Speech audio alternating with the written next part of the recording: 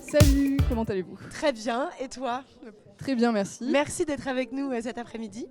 Avec plaisir. Toi, Vanessa, tu fais comme métier celui de COO chez Bicovery.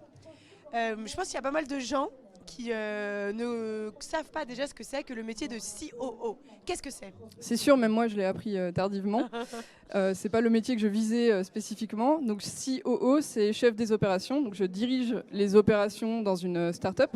Donc hiérarchiquement, c'est au même niveau que CEO ou CTO par exemple, qu'on entend peut-être plus souvent. Ce que je fais donc chez Bicovery, c'est d'organiser la stratégie opérationnelle de l'entreprise et de la mettre en application. Tu es la patronne, en gros. La patronne des opérations, c'est ça. Et alors Bicovery, qu'est-ce que c'est comme entreprise? Donc Bicovery, c'est une entreprise qui est née il y a 2 ans, qui a pour but de révolutionner un petit peu comment on fait de la publicité sur Internet aujourd'hui, dans le but d'instaurer un principe d'économie circulaire dans ce milieu-là, qui est très polluant à l'heure actuelle, où il y a beaucoup de gaspillage. Aujourd'hui, on permet d'aller vers des campagnes digitales un peu plus bas carbone, tout en bénéficiant à toutes les parties prenantes. Comment est-ce que le marché de la pub pollue aujourd'hui? J'ai du mal à me représenter. C'est vrai qu'on peut se le représenter plus facilement en physique, quand on reçoit par exemple des catalogues et qu'on se dit on a pris la peine d'imprimer un catalogue pour qu'ensuite je le jette à la poubelle quand j'arrive chez moi. En fait, c'est la même chose sur Internet. Il y a beaucoup d'énergie qui est investie pour faire de la publicité, mais qui bien souvent est gaspillée, peut-être parce que la page n'a pas été complètement chargée. On a donc utilisé des ressources pour rien finalement. Et alors, comment vous voulez améliorer ça? Donc nous, on a un algorithme propriétaire qui est une intelligence qui permet de d'abord mesurer le gaspillage publicitaire directement à la fin de la chaîne, donc sur les sites web, sur les applications mobiles, sur un écran finalement, puisque c'est là que la publicité arrive. Et ensuite, on a des solutions de remédiation donc, qui permettent de corriger les problèmes en temps réel pour avoir un impact instantané sur sa campagne publicitaire et que tout de suite, on ait des bonnes performances en polluant moins. Qu'est-ce que ça veut dire, économie circulaire? Alors, je ne suis pas là en tant qu'experte de ce sujet, mais en gros, c'est d'exploiter des matières premières qui sont en fait le résultat d'une opération précédente. Donc par exemple, aujourd'hui, quand on charge une page web, nous, on est capable de la réexploiter pour autre chose en limitant les appels, donc les requêtes serveurs par exemple, qui aujourd'hui causent pas mal de pollution numérique. C'est fou parce qu'on n'imagine pas quand on charge une page web qu'en fait ça crée de la pollution, mais en fait ça consomme beaucoup d'énergie derrière. Oui, et on ne s'imagine pas non plus que finalement, qu'est-ce qui pollue aujourd'hui dans le numérique? C'est surtout les écrans, et donc c'est la finalité du côté utilisateur, parfois plus que les serveurs, alors qu'on s'imagine parfois que ce sont les serveurs qui polluent le plus. Alors pour nous parler un petit peu de toi, en quelle année as-tu été diplômée de éthique? Donc j'ai été diplômée il y a quelques années déjà, en 2019. Ça fait pas si longtemps non plus. C'était ton premier travail chez Bicovery? Pas du tout. En fait, en l'espace de 3 ans, j'ai changé de poste à peu près 5 fois. Donc je suis CEO chez Bicovery depuis à peu près 1 an. Avant ça, j'ai été notamment product manager, j'ai été business analyst et j'ai été aussi data analyst. Est-ce que tu as trouvé un emploi facilement en sortant de l'école? J'avais le choix, j'ai décidé de prendre le temps, mais oui, j'ai trouvé facilement. Qu'est-ce qui t'a plu dans le fait de faire des études autour du numérique? Alors, mon parcours, pour revenir un petit peu en arrière, j'étais en fac de médecine pendant 2 ans.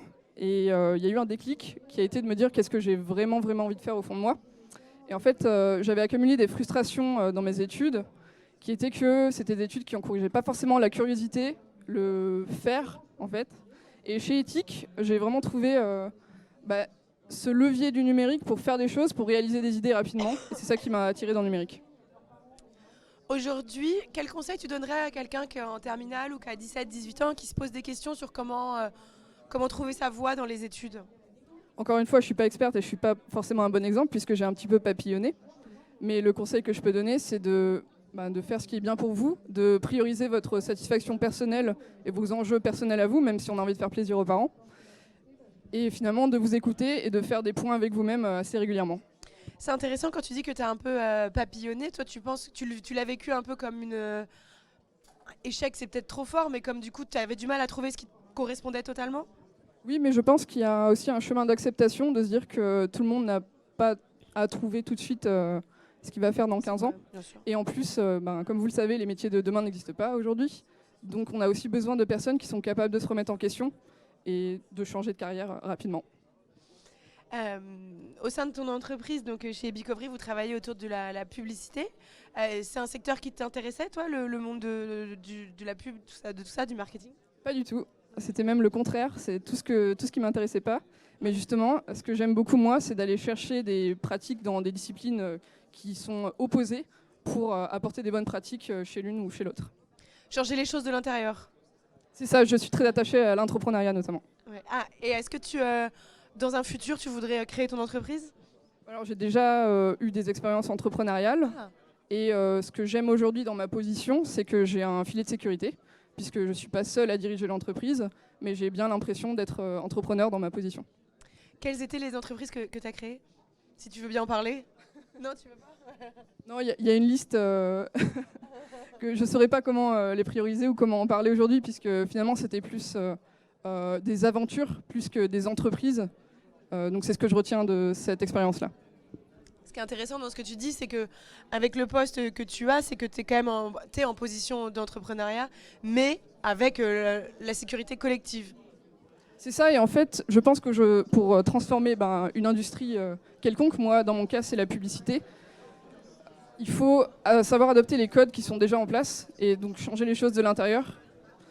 Parfois, on est tenté d'avoir une idée qu'on a envie d'imposer à telle ou telle entreprise. On se dit, il devrait faire comme ci, comme ça.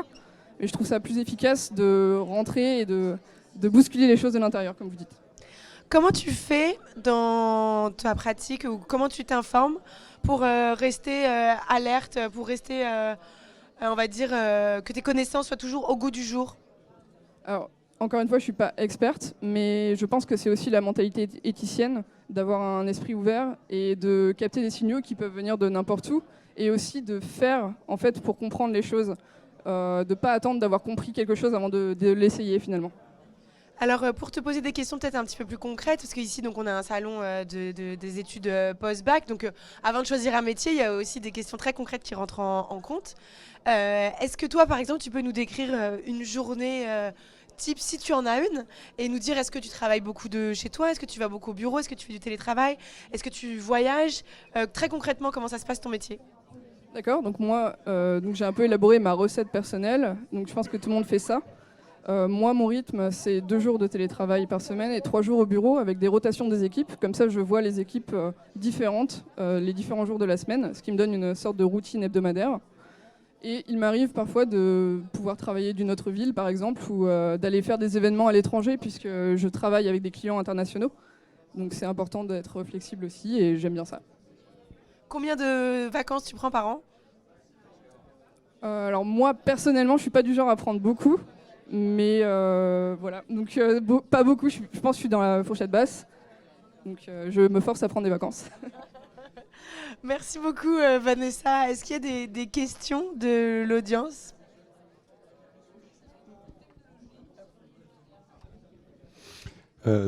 Effectivement, c'est ce qu'on dit, voilà, des études, ça ne t'emmène pas à un endroit, ça t'emmène à pouvoir de rebondir autant de fois qu'il le faut dans ta vie.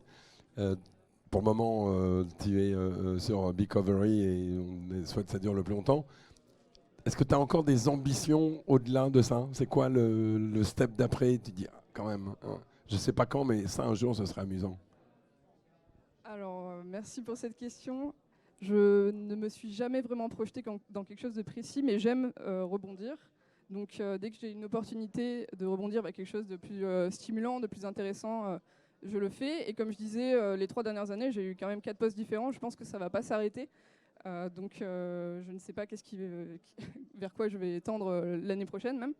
Mais ce qui m'importe, c'est toujours d'avoir un impact. Donc, quand je sens que ma position commence à perdre de son impact, dans ce cas-là, je me pose des questions et j'ai envie de rebondir vers quelque chose de plus impactant. Merci beaucoup. Merci.